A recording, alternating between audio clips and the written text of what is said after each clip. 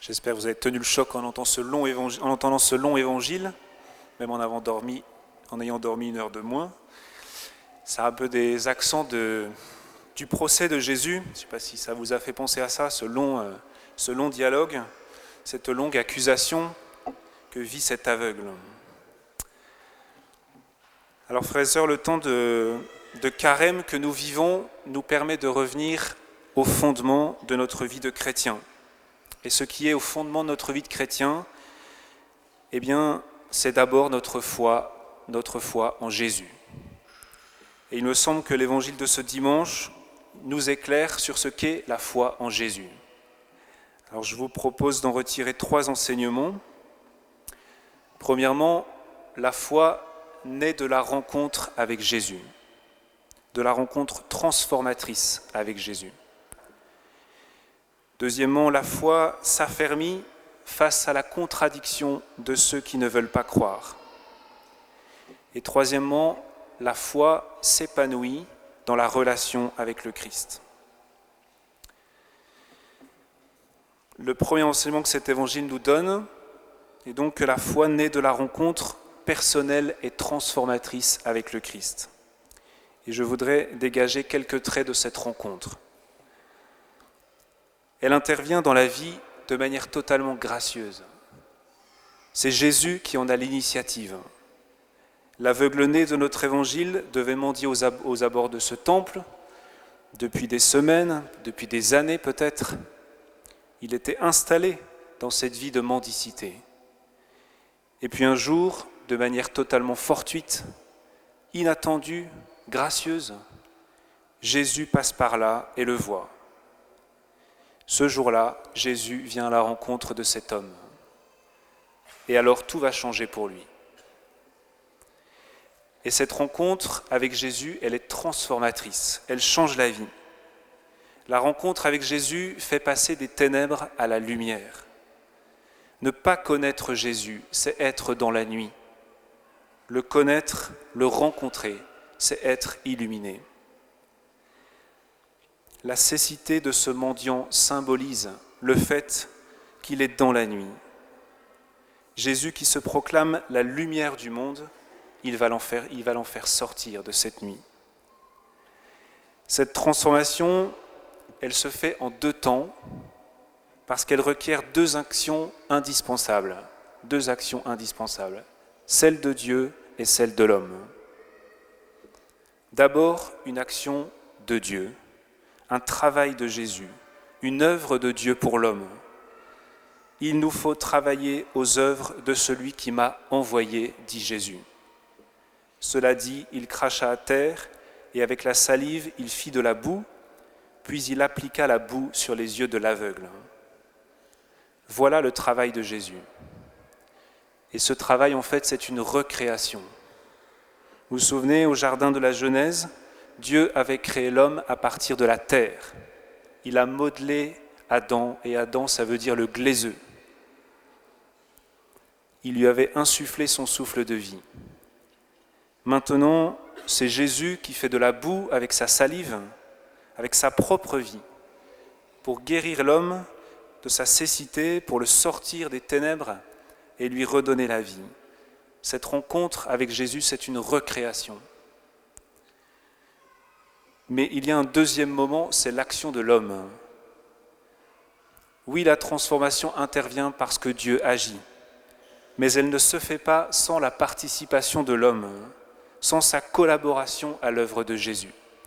Saint Augustin dit « Dieu qui nous a créés sans nous n'a pas voulu nous sauver sans nous ». Je répète, Dieu qui nous a créés sans nous n'a pas voulu nous sauver sans nous. C'est pour ça que Jésus demande à l'aveugle d'aller se laver à la piscine de Siloé. Ce n'est pas grand-chose d'aller se laver dans une piscine lorsqu'on est aveugle pour retrouver la vue, mais si l'aveugle ne l'avait pas fait, il n'aurait pas été guéri. C'est parce qu'il y est allé, parce qu'il a obéi à la parole de Jésus, sans savoir pourquoi Jésus lui demandait cela, c'est parce qu'il y est allé qu'il s'est mis à voir. L'aveugle y alla donc et il se lava, dit saint Jean. Quand il revint, il voyait. Jésus est venu à la rencontre de l'aveugle, il a accompli une action dans la vie de cet homme, il lui a adressé une parole, il lui a demandé de faire quelque chose. L'aveugle a fait confiance à cette parole. Il a fait ce que Jésus lui demandait de faire. Et alors, sa vie a été totalement transformée. Dieu demande à l'homme de faire un pas vers lui, et Dieu fait tout le reste. La foi commence lorsque l'homme fait confiance à Dieu et obéit à ce qu'il lui demande de faire. Et c'est en obéissant à la parole, en commençant à croire, que l'homme fait l'expérience de l'action de Dieu dans sa vie. Elle est transformée. C'est comme Abraham. Il a fait confiance à cette parole qu'il a entendue. Quitte ton pays. Il est parti. Il a obéi à cette parole sans savoir où Dieu le conduirait. Et en partant, sa vie a été totalement transformée. Il a fait l'expérience de la vie avec Dieu et sa foi a été reconnue par le Seigneur. Je lui ai fait confiance, j'ai obéi à sa parole et il m'a transformé, il a changé ma vie. Voyez, la rencontre de Jésus est transformatrice, elle fait passer de la nuit à la lumière. Le deuxième enseignement qu'on peut tirer de cet évangile est que la foi s'affermit face à la contradiction de ceux qui ne veulent pas croire. Que ces voies soient à l'extérieur de nous-mêmes ou à l'intérieur de nous-mêmes. Après avoir été guéri, l'aveugle est aussitôt confronté à l'opposition de ceux qui refusent de croire. Ses voisins d'abord. Certains, le voyant guéri de sa cécité, le prennent carrément pour un autre. Mais comme il affirme que c'est bien lui, alors on l'interroge. Comment tes yeux se sont-ils ouverts ? Alors l'aveugle doit raconter ce qui lui est arrivé, témoigner, rendre compte de ce que Jésus a fait, aide à le réaliser davantage et fait grandir la foi. Ensuite, il est conduit devant les pharisiens et il témoigne aussi de ce que Jésus a fait pour lui. Mais les pharisiens refusent de croire en Jésus parce qu'il a agi le jour du sabbat.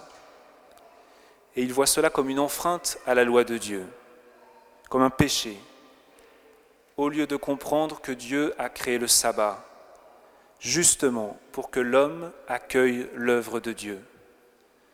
Et en Jésus, c'est Dieu qui œuvre pour redonner vie à sa créature. Mais cela, ils ne veulent pas le voir, ils refusent de croire. Alors parce qu'ils refusent de croire, vous voyez, les pharisiens essayent par tous les moyens de contourner les faits, pour ne pas être obligés de reconnaître la réalité. D'abord, ils nient le fait que cet homme ait été aveugle. Ils convoquent les parents, mais ceux-ci confirment que leur fils est bien né aveugle, tout en refusant par peur et par lâcheté de se prononcer sur celui qui l'a guéri. Alors les pharisiens cherchent à obliger l'ancien aveugle à reconnaître que ce Jésus est un pécheur. Mais il refuse et on revient toujours au fait objectif. Est-ce un pécheur ? Je n'en sais rien, dit l'aveugle. Mais il y a une chose que je sais, j'étais aveugle et à présent je vois. Face à la contradiction, aux injures des pharisiens, sa foi en Jésus s'affermit. Il comprend que celui qui lui a ouvert les yeux vient de Dieu. Et vous avez peut-être remarqué, c'est lui maintenant qui se met à faire un cours de théologie aux pharisiens. Il leur dit, Dieu, nous le savons, n'exauce pas les pécheurs, mais si quelqu'un l'honore et fait sa volonté, il l'exauce. Jamais encore on n'avait entendu dire que quelqu'un ait ouvert les yeux à un aveugle de naissance. Si lui n'était pas de Dieu, il ne pourrait pas le faire. Qu'est-ce que cela nous dit ? Eh bien, pour croire, il faut vouloir croire. Pour croire, il faut vouloir croire. Quelqu'un qui ne veut pas croire aura beau voir tous les signes possibles, tous les miracles possibles, il ne croira pas. Il préférera tordre les faits, nier la réalité qui s'impose à lui, plutôt que de s'abaisser pour reconnaître l'action d'un autre sur laquelle il ne peut pas mettre la main. Alors dans cette situation, face aux voix athées qui résonnent à l'extérieur ou à l'intérieur de lui-même, le croyant doit sans cesse faire mémoire de l'expérience de sa rencontre transformatrice avec le Christ. J'étais aveugle et à présent je vois. Avant de le connaître, j'étais dans la nuit, il est venu à ma rencontre, maintenant je suis dans la lumière. Le troisième enseignement qu'on peut tirer de cet évangile est que la foi s'épanouit dans la relation avec le Christ. L'ancien aveugle a été jeté dehors par les pharisiens, mais Jésus le retrouve. Il vient de nouveau à la rencontre de l'homme pour lui permettre de reconnaître celui qui l'a guéri et d'entrer pleinement dans la foi. Jésus ne veut pas seulement qu'on obéisse à sa parole, mais qu'on connaisse, qu'on reconnaisse qui il est, que l'on entre dans une relation intime et personnelle avec lui. Jésus dit au mendiant « Crois-tu au Fils de l'homme ?» Et en posant cette question, Jésus invite l'homme à entrer en relation avec lui. « Crois-tu en moi ? Crois-tu en moi ?» En répondant oui, l'homme décide de mettre toute sa confiance dans la personne du Christ, de lui confier sa vie.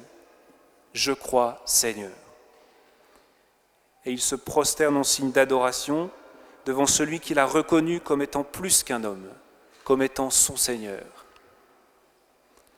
La foi, ce n'est pas l'adhésion à des valeurs ou à un code de bonne conduite, mais c'est une relation vivante et intime avec le Christ. Frères, autrefois vous étiez ténèbres, maintenant dans le Seigneur vous êtes lumière, conduisez-vous comme des enfants de lumière. C'est ce que disait saint Paul dans la deuxième lecture. Se conduire en enfants de lumière, c'est d'abord nous prosterner devant Jésus, professer notre foi en lui chaque jour, entretenir cette relation d'amitié avec lui. Alors frères et sœurs, je vous invite en ce temps de carême à revenir au fondement et à regarder quelle est aujourd'hui votre foi en Jésus. Avez-vous déjà fait cette rencontre personnelle avec Jésus qui change la vie ? On peut avoir une pratique religieuse sans avoir jamais fait cette expérience d'être rejoint par le Christ, d'avoir été touché par lui, recréé, d'avoir la vie transformée. Suis-je vraiment dans la lumière de Jésus ou bien suis-je encore dans la nuit ? Bien sûr, c'est Dieu qui a l'initiative de cette rencontre, mais si vous ne l'avez jamais faite, vous pouvez au moins la désirer et la demander. Et vous pouvez le faire maintenant dans cette messe. Seigneur, viens me rencontrer, viens transformer ma vie. À ceux qui ont déjà fait cette expérience, qui ont bien vu l'œuvre du Christ dans leur vie, je pose cette question. Comment réagissez-vous face aux voix contraires que vous entendez, autour de vous ou à l'intérieur de vous ? Vous laissez-vous gagner par le doute ou bien témoignez-vous de ce que Jésus a fait pour vous ? Si vous sentez que votre foi vacille face à la contradiction du monde, eh bien faites mémoire de ce que Jésus a fait pour vous et demandez « Seigneur, fortifie ma foi, donne-moi la force de témoigner. » Frères et sœurs, Jésus nous appelle tous aujourd'hui à avoir une relation intime et quotidienne avec lui. Désirons prendre du temps chaque jour pour nous prosterner devant lui, pour l'adorer, pour lui dire que nous croyons en lui. Nous savons que c'est un combat pour chacun de nous, mais demandons au Seigneur cette grâce les uns pour les autres. Frères, autrefois vous étiez ténèbres, maintenant dans le Seigneur vous êtes lumière, conduisez-vous comme des enfants de lumière. Amen.